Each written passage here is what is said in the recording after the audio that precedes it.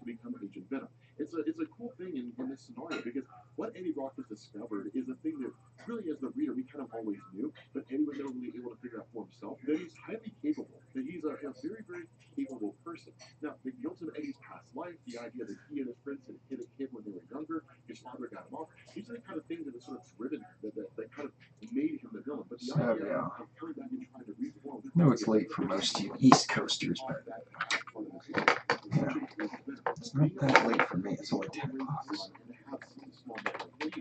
the guiding force behind Eddie. The problem with this is now Carnage is back, and this is no small thing. Because when Carnage arrives here, like all hell begins to break loose, right? Because you're talking about Cletus Cassidy, who for all intents and purposes should basically be dead, turning the power of one of the original symbiotes as it was created by Null the symbiote god, basically meaning it's more powerful than anything. It's more powerful than Venom. So this is one of the cool things that's been interesting because it's sort of a tribute of sorts. This is the first part. I mean, not fully on in terms of the entirety of the story, but in the first part here, it's a little bit of have the maximal Carnage. When the Carnage There we go. defeated Cassidy on the blood level, and he became just way more powerful than both Eddie Brock and Spider-Man. He was a force to be reckoned with. We're essentially dealing with the same concept, except amplified even further. It's a symbiote joined to Cletus Cassidy on the blood level, but it's a more powerful symbiote than both Venom and really like any other one that we see out there right now. So this is an exceedingly dangerous, incredibly powerful Carnage just running around out there right now. And like it really shows because he basically one punches Eddie Brock. He punches him in the face. He breaks his orbital bone. His brain is hemorrhaging. I mean, in like one fell swoop, Eddie Brock's been taken out. That's the kind of Carnage that we're dealing with. Back in the day, it was really more like Carnage's durability, right? His ability to create all kinds of different sharp appendages and so on and so forth, and his insanity that made him almost unpredictable. That's really what made him such a back in the day. And this one, it's just like the sheer force of the symbiote he wields, the power he possesses, is enough to like take out Eddie Brock in one hit. And so what Eddie does is respond in kind. Doing the only thing he can do, grabbing the electrical lines of where the subway train was, and then grabbing Carnage. And Damn, this looks even more like the bat symbol. and What basically is it happening? destroys the Carnage symbiote, in the Wicked. interim. But what it really It's just a does bat is it symbol. kind of like temporarily send it into chaos. And that's basically it. It's a That's stopgap all we're measure. looking at. And Eddie knows this, right? Eddie knows this is a stopgap measure. He knows there's no real way, as far as he's aware, to defeat Carnage in the traditional sense. And again, that makes sense I'm gonna because have to in the try it actual again. storyline, it really took the combined Get him efforts by of Spidey and Venom to pull it off. Now, even the first time they met, before Natural Carnage, I it mean, took I the guess combined that's efforts my of fault. Venom and Peter Parker, Spider-Man, to defeat this guy. And so again, we're dealing with a That's super funny that amped they up, change it very just for powerful him. version of Carnage. And so as a result of this, the Venom symbiote shuts down the mind of Eddie Brock, puts him in a catatonic state while he basically heals his body, and then takes him to the only place, the one place I get where he about can get any real more, measure of help. one more of And it's a these. cool thing because we all knew Okay, this let was me try coming. one more We time to all actually knew it was taste only it. a matter of time before this happened. What ends up happening here is that one miraculous location, the symbiote wakes up Eddie Brock, and they knock on the door of an apartment. And when this happens, somebody answers the door. And that's what we end up finding out. The person the Venom symbiote took Eddie Brock to, the only real person he'd be able to get any help from in this situation, or at the very least, the only one who would listen to him, is Peter Parker, Spider-Man.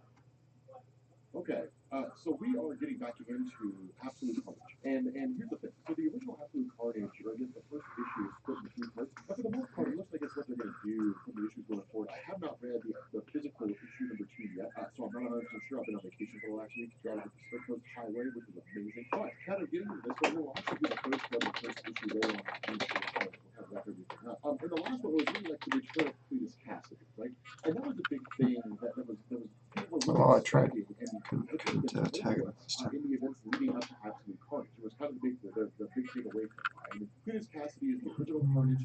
He's a fan favorite, has been for a long, long time. And it's one of those things where, unless it's Cletus Cassidy playing Carnage, people are kind of iffy about it. The only real exception to that is Norman Osborn, when he was the Red Goblin. That was really, really cool. We'll actually talk about him here in a little bit. But what this does is it picks up with Peter and Eddie Brock, and then of course, Eddie's son Dylan, all basically getting together in converse. And the reason why is because Christian Brammer. What's up, man? How you doing tonight? Spider-Man and Venom who's bought him. Damn, that's cool. Thank you. Spider-Man and Venom Gotta get closer. yeah. And the idea is that with someone like Carnage, it takes the two of them We're to succeed. over halfway done. We're over halfway done for sure. And then the back is gonna look great, man. The back is gonna look. Let's see if I could show what's going on here. This is gonna be another one of these guys, Dark Carnage, and we're just gonna chalk it full of other characters here. So we're just gonna have Spider-Man right down here, getting beat up by a nullified Venom, nullified Anti-Venom, nullified Miles Morales, nullified Spider or Gwenom, Toxin, Scream, and then I decided to throw some Avengers in there, so we'll have nullified Captain America, Iron Man, Hulk, Thor, Silver Surfer. It's not really an Avenger. And I have an extra spot right here, so I think I'm going to put Hybrid.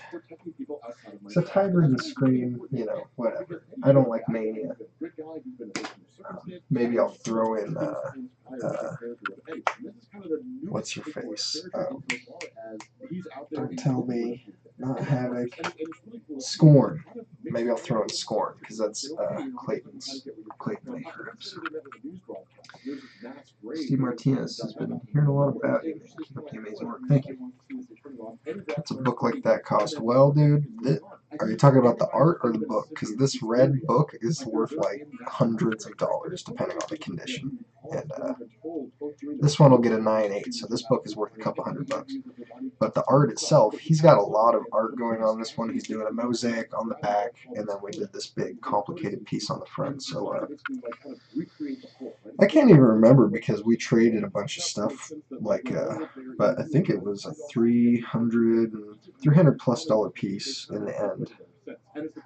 Probably close to 400, and then grading and shipping and all that stuff, custom label, no pressing on this one, so probably close to like $400, all said and done. The guy's pretty excited for this one. He also got this book, the guy who got that, this one we're looking at right here, he also got this one, so he just had me add null in, and then add an Infinity Gauntlet, and throw some sweet lasers down. Did my rainbow signature on it, and got that from Clayton with his permission. And so he's pretty happy with those.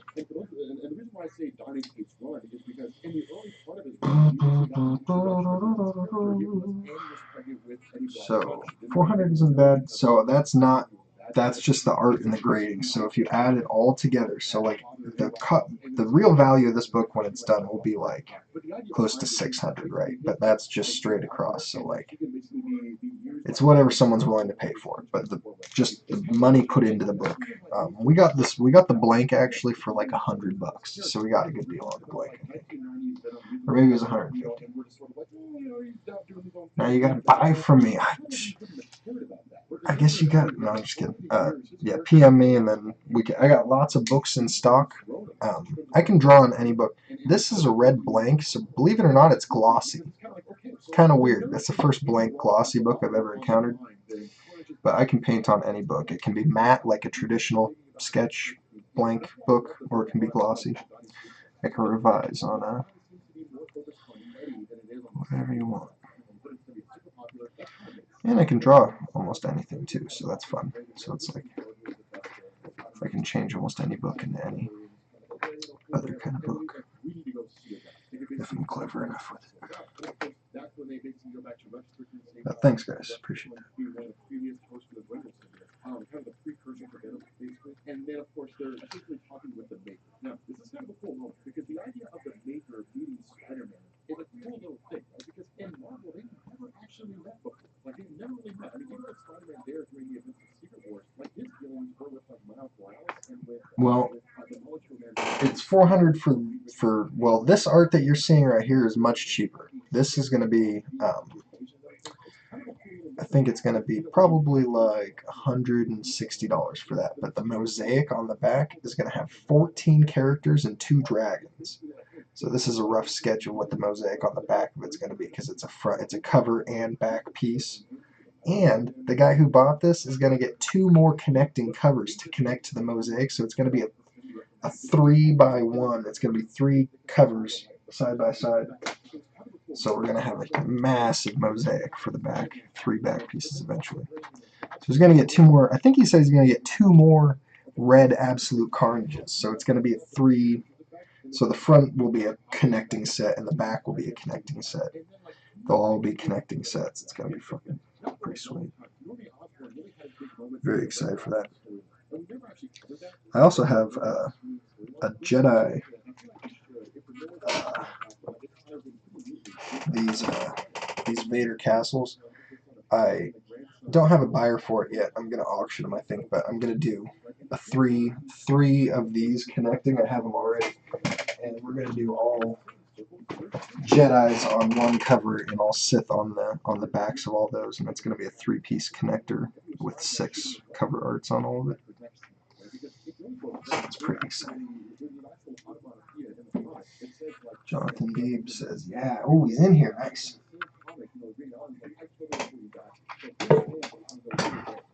Yeah, we're pretty stoked on that.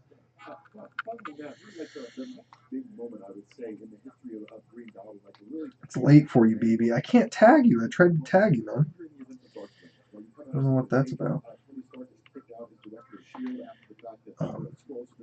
So I didn't think you were awake. Maybe it was like, don't set to tag when I'm sleeping or something. I just put all my notes on silent, and then I check my phone all day anyway, so it's like, I get to it. I don't need it dinging me all the time.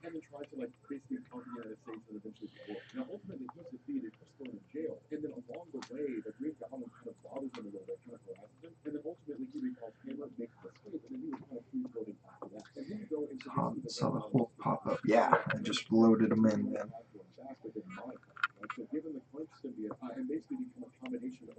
Sometimes I don't load them in for a few days just because I don't think about it. Apparently, also there's a misspelling on my commissions on my stream. I haven't fixed that either. So, you know, if it ain't broke, don't fix it. That's kind of my way. I should definitely try to add those in as often as I can.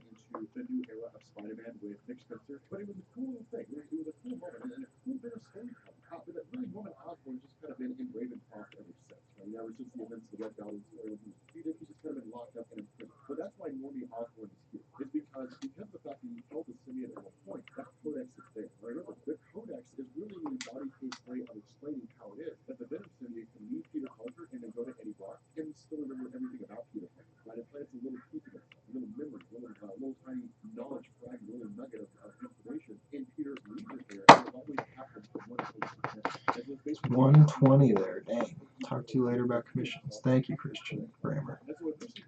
Appreciate that, buddy. Yeah, you Easties, as we call them. Oof. No, I'm just kidding. East Coast is alright. I've been there. I was there one time.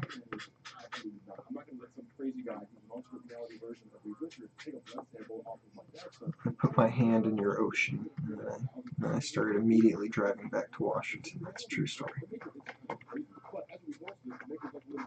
In Florida.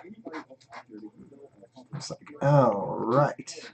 I could have even swam. I was ready to swim, but I was like, you know what? Let's get the hell out.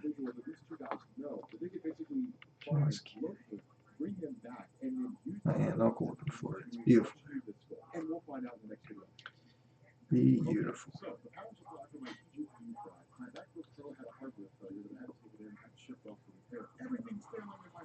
I'm from Michigan. Nice. My entire family. Well, I should say my mom's side of the family is from Michigan. Straight from Poland to Michigan. That's what I heard. And then only when my grandma moved over here and had my mom. Did they leave? Or no. It was after my mom was 18 years old. They moved over here. That's right. So I'm really the firstborn outside of Michigan, I think. She lived on the Thumb.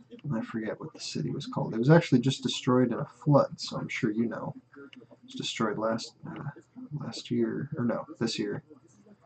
When was it? Like June? Maybe it was the year before, but that's when I heard about it. Was June. Was that town was absolutely obliterated. It's a town of like 500 people because they're damn broke. Holland, Michigan. No, I said my family was from Poland, and then they came over to Michigan. I don't know, like 4 generations back or something. Actually, not sure. Oh yeah, when the dam burst last year. Yeah, I don't know what town that. I could look it up. It's on the tip of my tongue, but that's where my mom and grandma and uncle lived for a long time until they were 18.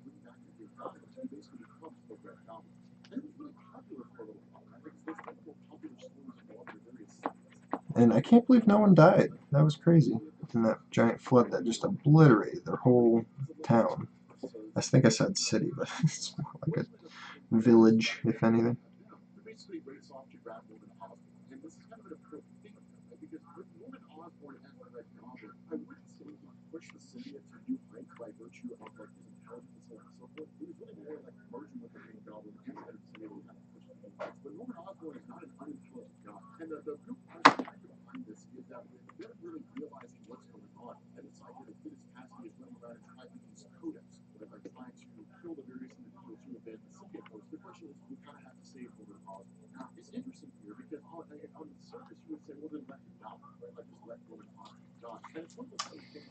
Midland. Yeah, I think that's right.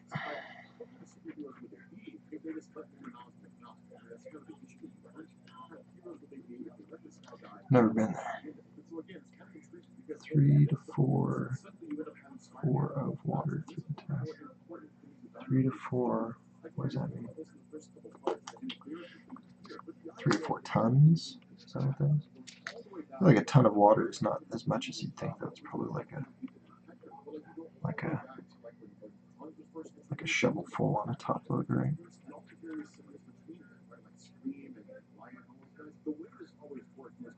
3 to 4 feet, right? Yeah, exactly.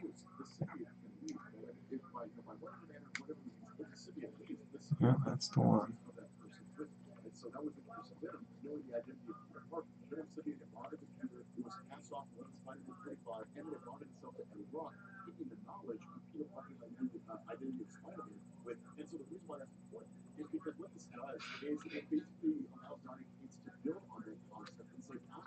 I'm not gonna be drawing for too long, so don't worry.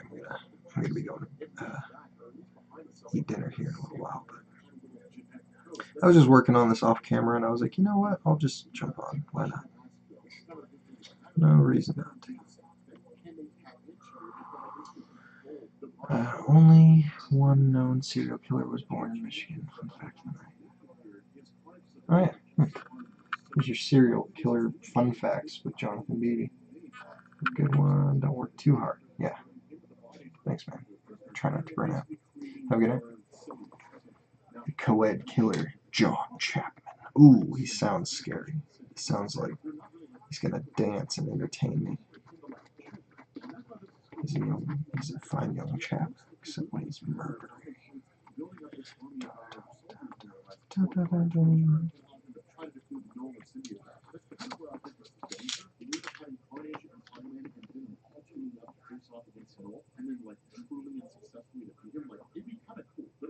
I like that Carnage. When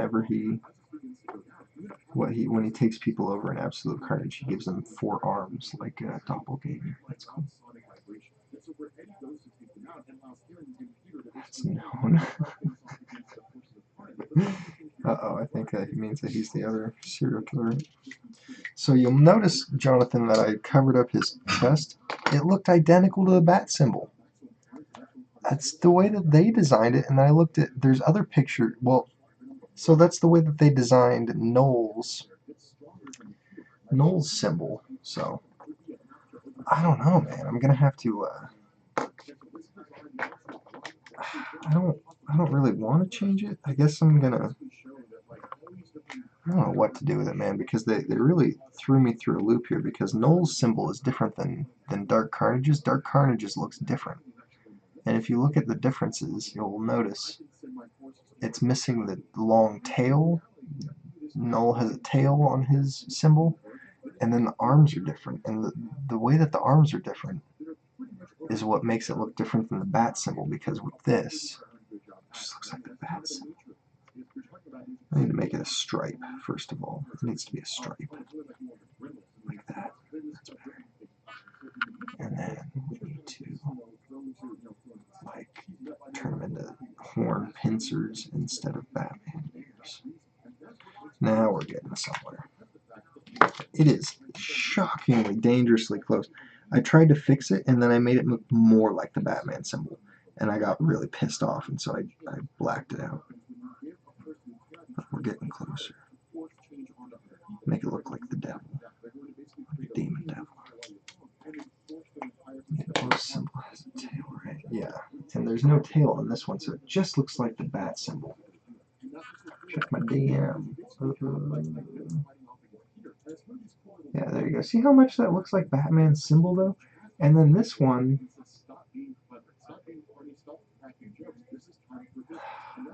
I mean, yeah, let's do it like that. That's a good one. We'll do it just like that. Because I'm just frustrated because that's even more different than the one I'm looking at, but you sent me a good one. That's a good one. I'm just not going to worry about it.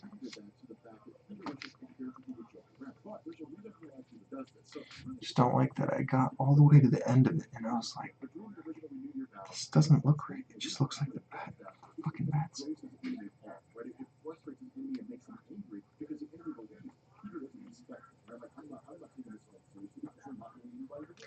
It still almost looks like the bat symbol, but we're just gonna suck it up because that's what we play the hand we're dealt.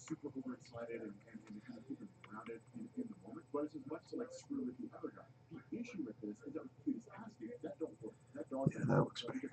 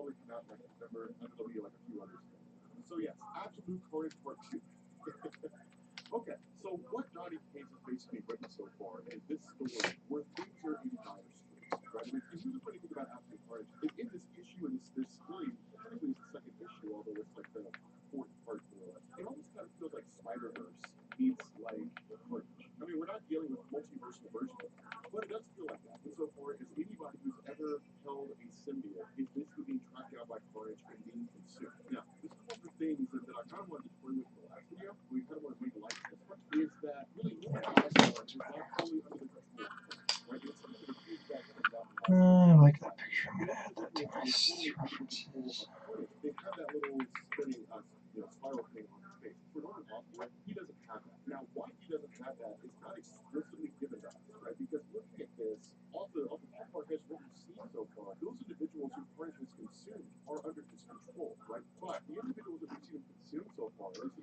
You want to see that before you go forward. You were right. That was the only one I could find with the perfect angle to show you the intended.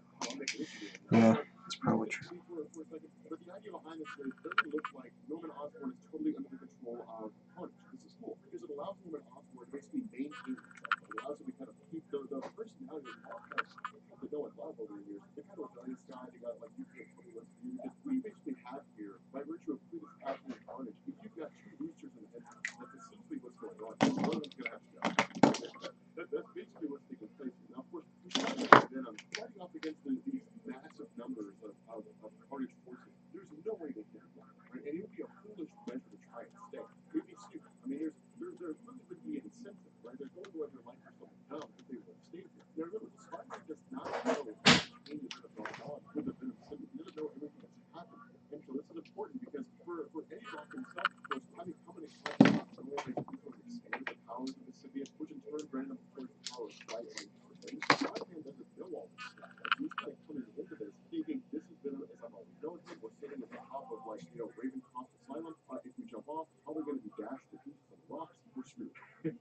We're basically going to die. And it's cool because Eddie Brock basically flies them to safety. Now, this is where the Norman Osborn part begins to come in. Because when you have, Norman Osborn asking the question, why are we going after them? The response he's being given by Cletus Cassidy is, well, because there's other people for us to go after. Now, this is kind of a cool thing because Norman Osborn's stance is, well, we got to take out Spider-Man. And we got to take out Venom because they'll come back and they'll catch us later on. And in reality, he's not wrong. The funny thing about this is that they're actually looking at the same goal from two different perspectives. Right? So, like, Norman Osborn is looking at this from the perspective of, like, what we saw with Dark Reign. Take out the heroes right off the bat. Like, get them out of there as fast as you can, and there'll be nobody to stand against you. Cletus Cassidy, on the other hand, seems a little more subversive. Like, his stance is, we won't go after them. We'll just amass our forces to such a huge amount that we don't need to worry about them. Right? So, like, when they come calling with whatever forces they have, it won't make a difference. It's cool in terms of how their approaches work because both of them have merit. Now, the problem with this comes when it's Venom and Spider-Man. Kind of transition back to these characters again. When it's Venom and Spider-Man, and it's what do we do next? Right? Like, where do we go from here? Because they're both in pretty dire straits. Right? I mean, this is basically their worst nightmare, right? In a lot of different ways. It's the worst thing they could have seen happening. The most insane character they've ever come across. Vaughn is one of the most powerful symbiotes in existence, probably the most powerful, short of Noel, the symbiote god himself, is now running amok in the city of New York and marketing the force. It's pretty bad. It's pretty terrible. You're talking about a crazy guy. I want that guy who was saying that drawing on books was cheating or whatever to come here and see the Grimrod front and back of this all hand drawn paperback. She's jumped on it in and out. At least once open. Nothing certified. Yeah, well. No, he's absolutely right in that. It is, artists use the word cheating when we mean a shortcut. So, like, it is cheating because I am avoiding a sketch because there are already, there's pre-existing art that I'm just drawing over, basically. So it's more, I am sketching, but it's closer to, that's why it's a revision or a remark. Well, a remark is a sketch, but it's all the same thing, man. I mean, but it is faster. It is a hack. It is a cheat because it is faster, because it subverts having to do a new sketch because someone's already put something there for you. So it gets it done faster. But I mean, if I wanted to, I could just print out any pre-existing art that I thought fit the situation, and then just trace it onto my tracing paper over there. Just trace it onto the sketch and then color it in. And a lot of artists do that, and that's really not a big deal. It's fine. Like, people who get upset about what's it called when you steal someone else's work, people get upset about it. It's like there's certain degrees, and like at a certain level, it's like everybody has stolen everything from everyone. There's only a few archetypical different characters. Thanos is Darkseid. So you're going to say that Darkseid and Thanos, or whoever came first, or whatever the other one is null and void and not valid. It's like, none of that makes any sense. It's like, we all take from each other. It's okay. Just try to make it your own and do your own thing, and that's it. And like, if you can't do that, that's okay. There's room for that too, you know. You're just kind of a hack. And it is a little bit hacky to do revisions, but I just do them because they're fun, and people like them because they're cheaper. But, you know, this art that I do here is different, and it's also good. But the art that I do on revisions is different in its own way, and it's good in its own way. And they're similar because I am the artist for both of them. But they're different things.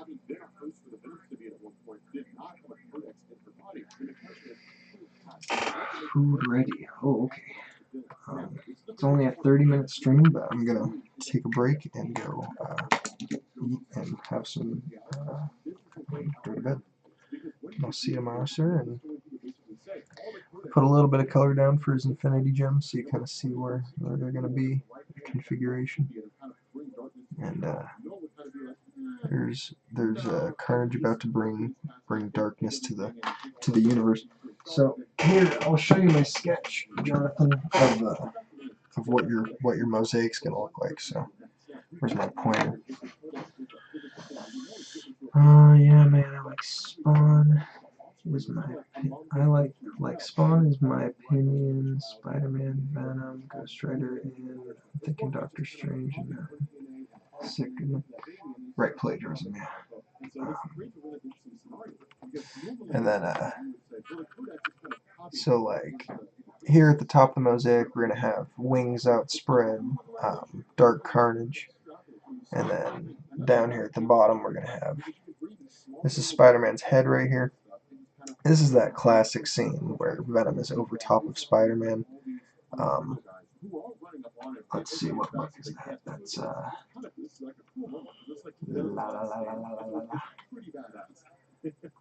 Amazing Spider-Man 316. So everybody loves that pose, right? So it's going to be a nullified Venom. So this is, it looks like he's going to kill Venom, but he actually just takes him over, right? So nullified Venom, nullified anti-Venom. Here I'm going to put in maybe hybrid, nullified hybrid, nullified Miles Morales, and Gwenom, and Sleeper, and Scream, even though Scream should be a part of hybrid, but it's fine. And then Toxin, and then I decided to go with some Avengers just because I had some extra space back here, and I'm like, who else can I put in there? Because like I want to do other characters in the other mosaic type pieces, so like I didn't want to put everybody onto this cover, so we'll have more symbiotes for next time. But then in the background I have like Captain America, Iron Man, Hulk, Thor, and then like Silver Surfer, but we could change that. I just threw Silver Surfer in there because I was like, who would be a cool flyer? And everybody's nullified. And then there's a dragon way up here, and there's his tail, kind of those weird null dragons. And then there's a dragon over here with his tail. So Silver Surfer, Iron Man, Captain America, Hulk, Thor. So actually I think that's 15 characters and 2 dragons. So that's just what's going to be on in that book. So it is going to be sick. Yeah, even though Scream I think is like a part of hybrid, but hybrid's cool. We don't need to worry about the fact that he incorporates Scream or whatever. And then maybe in the background I'll throw a bunch of those Carnage Null guys, and they just look like Carnage, so they're like his minions. Alright, bud. Have a good night. Nah, man, he'd be the best flyer. Silver Surfer, yeah, it's gonna be insane.